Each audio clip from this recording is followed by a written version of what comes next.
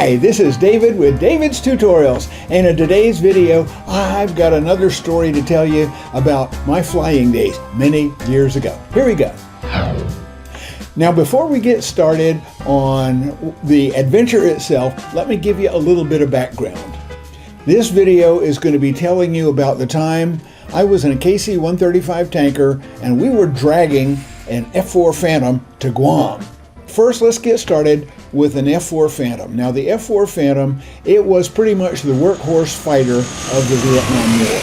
It did pretty much everything. It held an awful lot of records, and it could stay in the air maybe 2.5 hours unless you had external fuel tanks. Now the trip to Guam from Okinawa took about 2.5 hours. It's 1,230 nautical miles. And at jet cruising speeds, that takes about 2.5 to 3 hours, depending on the winds, depending on the cruising speed, that sort of thing. And with the limited range and the fact that an F-4 Phantom doesn't have the nav equipment that a tanker has got, the Air Force was very much more comfortable if they had to send an F-4 from Okinawa down to Guam for whatever reason. They didn't want it going all on its own, because if you overshoot Guam or you miss it, there's nothing out there until you run out of gas. So they were much more comfortable saying, okay, tanker people, we want you to drag this F-4 down to Guam with you the next time you go. Now, we went down to Guam probably 3 or 4 times a year to sit alert. Now, alert was getting ready to go to war. If the ball went up, if the alarm sounded, if the Soviet Union attacked the U.S., then we had all these plans in place to go to war, and we would sit for a whole week at a time getting ready to go to war, and that never happened, fortunately, and I'm glad it didn't. I'm thinking one of the reasons it didn't happen is because we were ready for it, but that's totally different. That was just the reason we went down to Guam frequently. And because we were going to Guam, the fighter squadron there on Okinawa, when they had a fighter, an F-4, that needed to go to Guam, they asked us to take it with us. Now, when you are accompanying a fighter to a destination, we called it dragging the fighter. Because, a lot of times when the fighters refuel on a tanker, it looks like they're being dragged along behind. So, because the range of an F-4 is limited, they had to pretty much give them an external fuel tank. Now this was a 6,000 gallon tank. Here's a picture of what it looks like with 2 people, and here's a picture of a Phantom with an external fuel tank on it. I don't have a picture of the actual fuel tank. Actually, I had a movie of it, but I can't find the movie. And of course it was Super 8. I'll tell you about that here in just a second.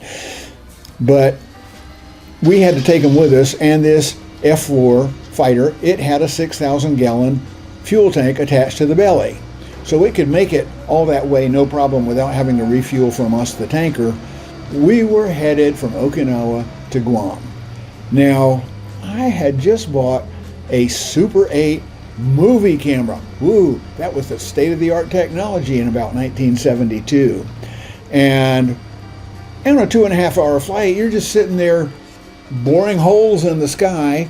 And if you have another aircraft, you'll get on the radio. There's nobody else that can hear this radio.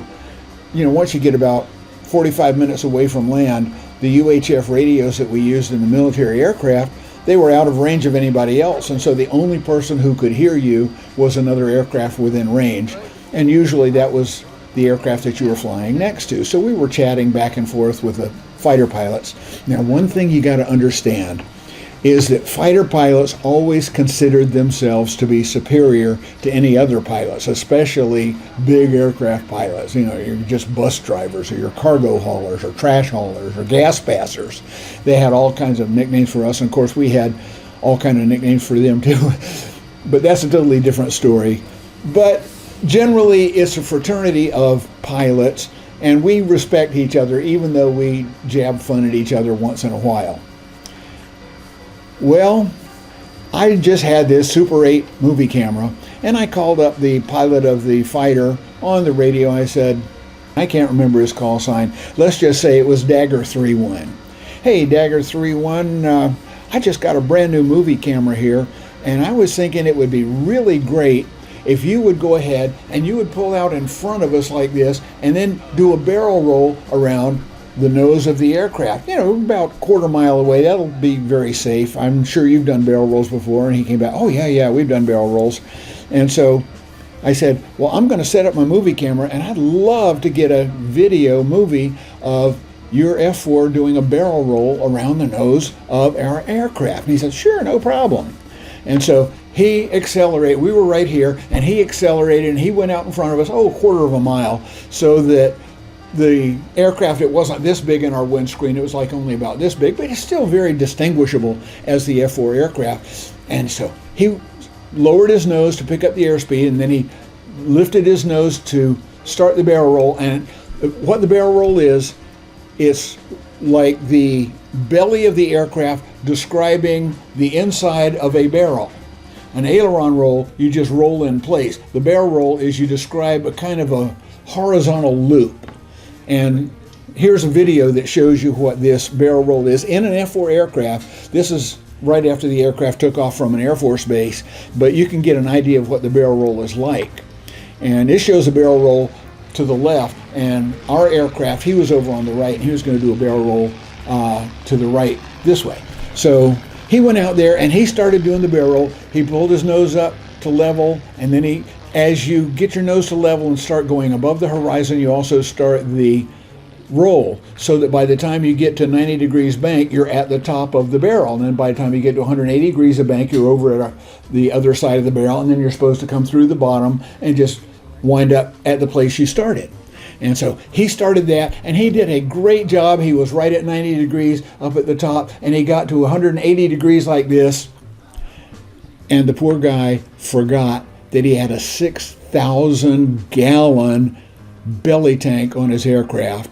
6,000 gallons of fuel, as you can imagine, is a lot heavier than he expected. And instead of just bringing it around and up like he expected to, by the time he got upside down, that belly tank kicked in with gravity, and the poor guy must have lost 8,000 feet. Of course, we were cruising at about 32,000 feet, so losing 8,000 feet over the ocean is no big deal. But he lost like 8,000 feet of altitude, and he pulled out way down below us, and of course he very gradually had to come back up to our altitude. And the poor guy was so embarrassed, he didn't say another word the entire flight. And for a fighter pilot who always considered themselves to be superior to all the other pilots, this was greatly embarrassing. And then of course the guy realized that I had got the whole thing on movie camera. And he was deathly afraid that I was going to take this movie and show it around everywhere else and laugh and point and say, ha, ha, ha, look what this guy did. But I never did that. And I had that movie clip, oh goodness, for several years, and eventually it just got lost in the move somewhere. But this was a fun and interesting adventure that I just wanted to share with you, and I hope you enjoyed it. If you did, give me that thumbs up and give me a comment down in the comment section below. Tell me how you liked it. Tell me some of your memories of stories from either when you were a pilot or from you've heard from pilots. If your parent, your dad, your mom even was a pilot, share those stories and just let us know what those were. Also, if you're a subscriber, thank you so much. I appreciate every single one of you. And if you're not a subscriber, you know what to do. Go ahead and click that subscribe button and then the bell icon so YouTube will let you know by email when we post another great video right here on David's Tutorials and Vlog channel. Meantime, take care, everybody. Have a wonderful rest of your day, and I'll see you in the next video. Bye-bye.